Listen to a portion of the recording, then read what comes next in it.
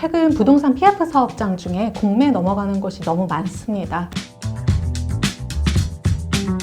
안녕하세요. 법무법인 정의 노영실 변호사입니다. 부동산 공매라는 것은 PF 사업으로 진행되던 사업장에서 대주단들이 사업 대금, PF 대출 대금을 회수하기 위해서 진행하는 경매와 유사한 절차인데요. 공매 자체는 온비드라고 해서 한국자산관리공사에서 진행하는 공매 절차로 진행이 됩니다. 그러다 보니 부동산 경매와는 조금 차이가 있는 절차이긴 합니다. 그런데 그 사업 부지 자체가 건축 허가를 받은 이후로 오히려 착공은 하지 못하고 공매에 넘어가는 바람에 그 사업에 대한 기대가 무너지는 상황일 수밖에 없습니다. 그렇다면 이 공매가 점차 진행이 되어서 제3자에게 이 사업 부지가 낙찰이 된다고 할 때 발생할 수 있는 법률 문제는 무엇일까요? 일단 공매 절차 진행에 있어서 낙찰을 받으시려는 분들은 유의하셔야 될 부분이 있습니다. 이 온비드 사이트에 가면 신탁부동산 공매 공고 안에 굉장히 많은 조건들이 부기되어 있습니다. 그래서 임대차 계약의 승계 조건이다, 혹은 특별하게 이 사업 부지 내 신축된 건물에 관해서 수백 명의 분양 계약이 체결되어 있으므로 그 분양 계약을 승계해야 된다, 이런 조건들을 부기해 놓는 것입니다.